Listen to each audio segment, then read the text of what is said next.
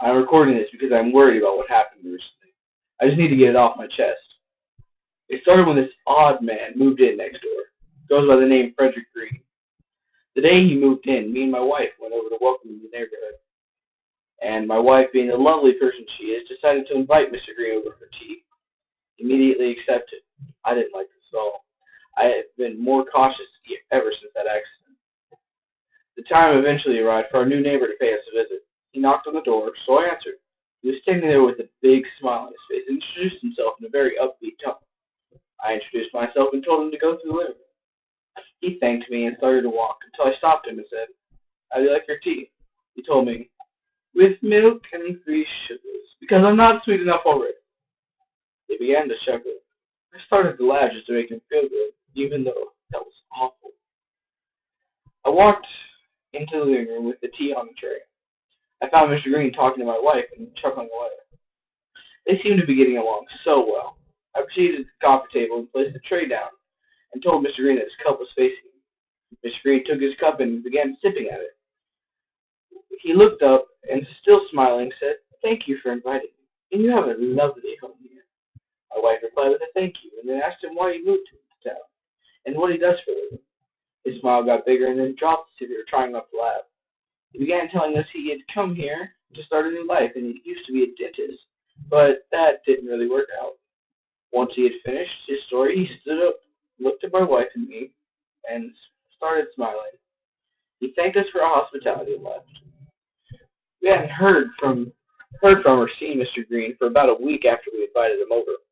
We didn't think much of it, but we were going to a club tonight that had an amateur comedy show on, so I decided to invite Mr. Green. I went over to his house and knocked on the door, and as I was waiting, started to think that I had seen Mr. Green somewhere before. All of a sudden, the door flew open, and I was greeted by a huge smile and a chuckle. I didn't really hear what Mr. Green had said next. I was too busy concentrating on that bloody smile and the eerie chuckle. It sent shivers down my spine.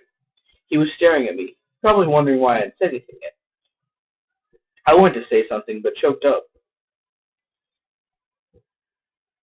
He started chuckling again, and asked if I was all right. I told him I was fine, and asked if he would like to join me and my wife tonight.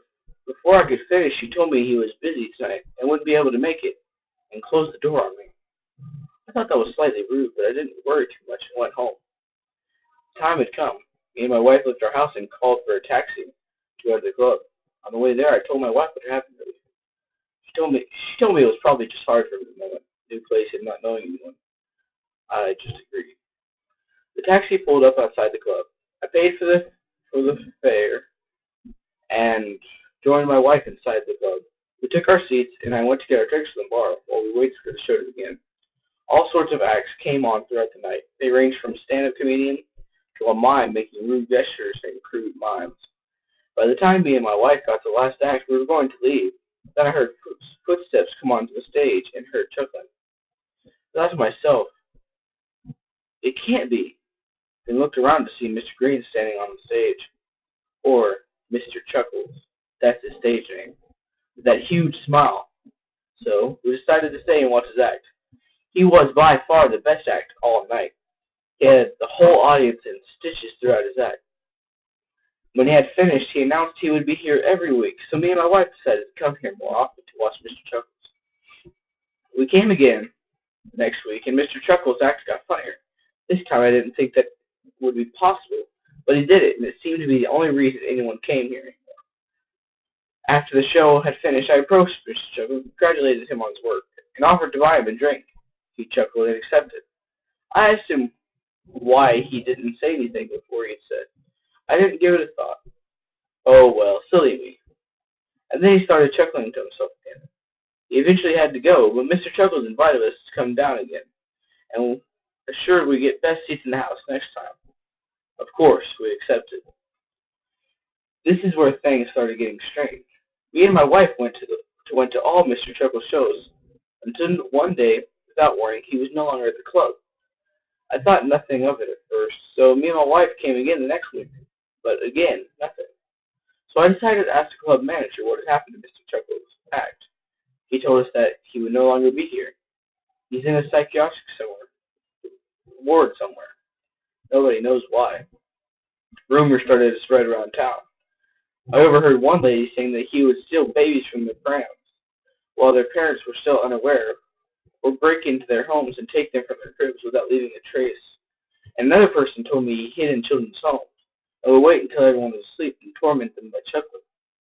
I never believed in any of this garbage, but all the stories did have one thing in common. He wore a clown costume.